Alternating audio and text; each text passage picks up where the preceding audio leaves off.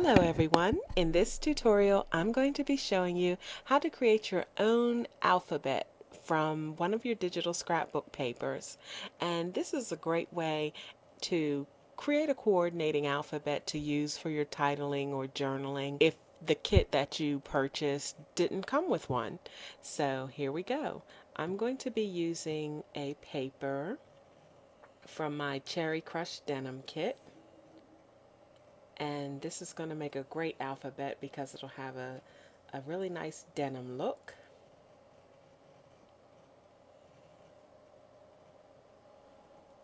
Okay, now I'm going to go ahead and duplicate that so I'm not working on my original image.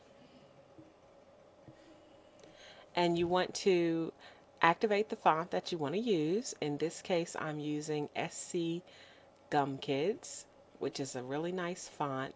It has a lot of girth to it, so it's going to have a lot of presence on the page.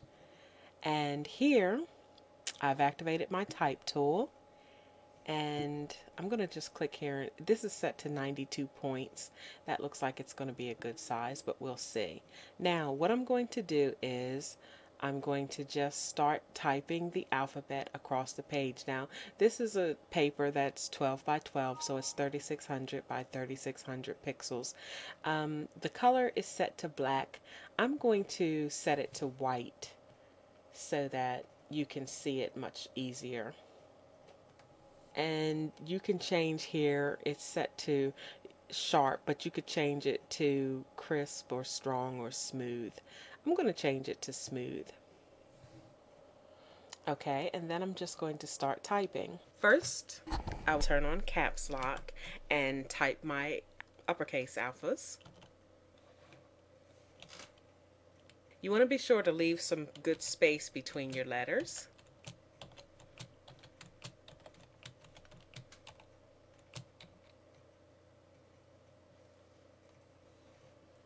Okay, now I'm going to activate the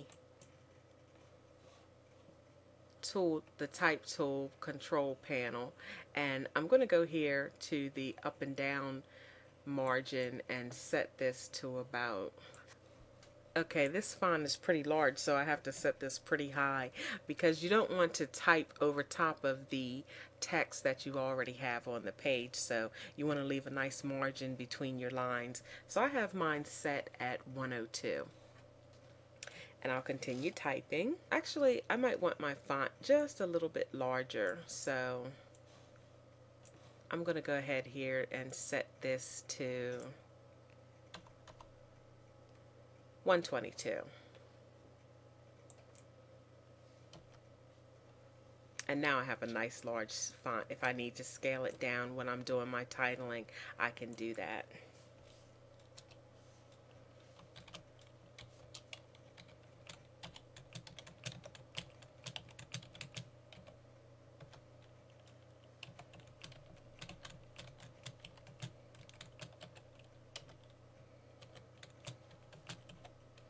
Okay, now I'll turn off my caps locks.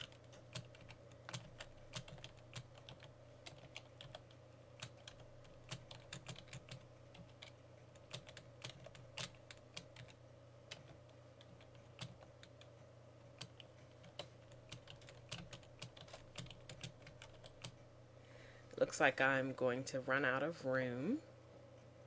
So what I'm going to do first, I will try to bring this in a little bit.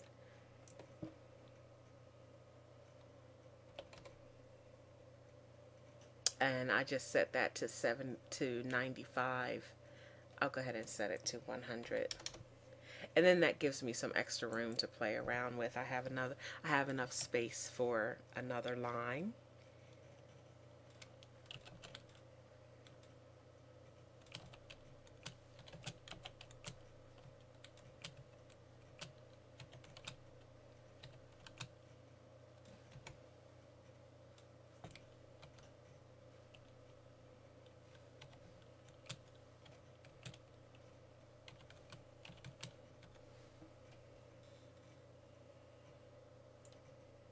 Okay, once you've got your alphabet typed out,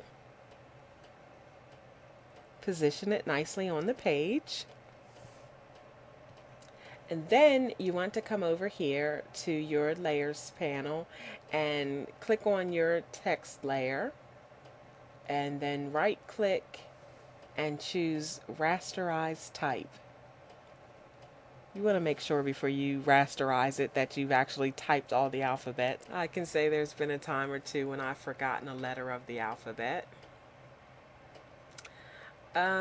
Then what you want to do is, once you've rasterized it, you want to hold down your control key and click on it, and then you're going to select all of your letters, and they'll actually be floating. And then you can turn that layer off, and then you want to go to your background layer and click on that, and then you want to make sure that you're checked on one of your selector tools, and then you want to go to right click and layer via copy. And then if you turn off your background layer, you can see that you've created an alphabet using the pattern from your paper. And to give that a little bit more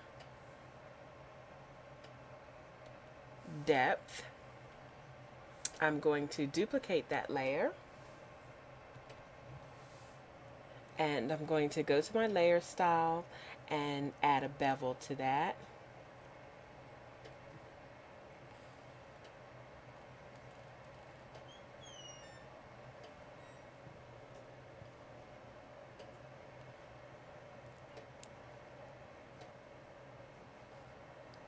And then I'll add a little bit of an inner shadow just to give it a little more depth.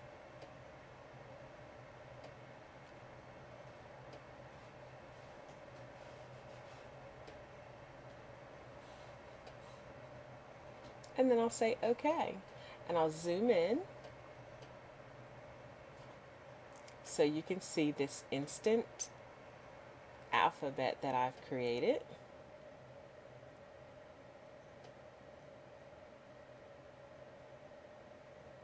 Look at that.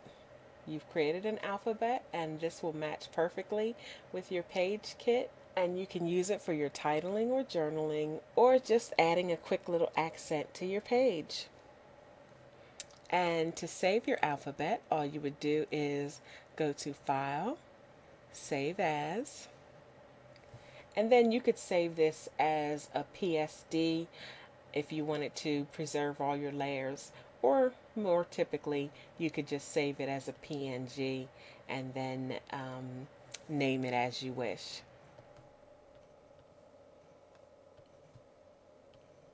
And then I'll just choose Save, and it's asking me, do I want it interlaced or non-interlaced, and I always choose none. And there you have it. Now you've saved your alphabet, and you can use it over and over, time and time again. Now here's how you would actually use it on the page. I'm going to merge my layers. Now, because I've saved this as a single sheet, this is exactly how my saved file would look if I had opened it up again. I'm going to go to my selection tool, and I'll select out all the letters that I want, and I'm going to say happy. Now I'm holding down my shift key so that I can continue to make more selections.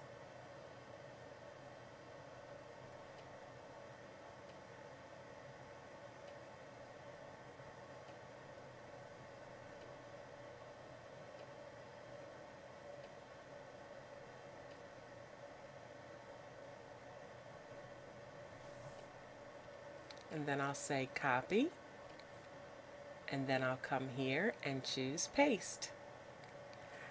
And now I can just use my rectangular mark key and separate all these alphabets to their own layer.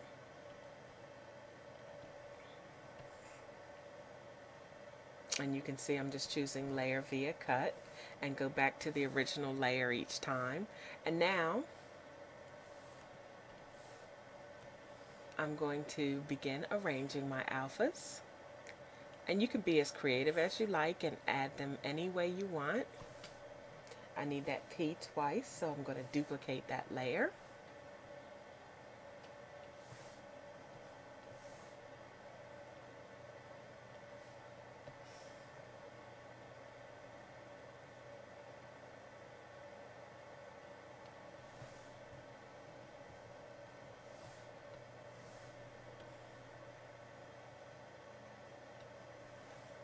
And now I'm just going to add a little bit of a drop shadow.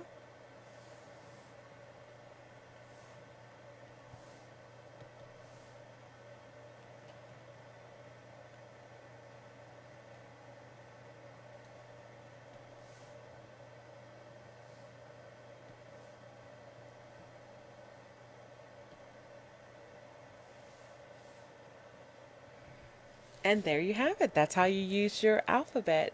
And I'll zoom in so you can see how that looks. Isn't that cute? And that's how you can create your own alphabets and use them on your own scrapbook pages. I hope you've enjoyed this tutorial. We'll see you again for the next one.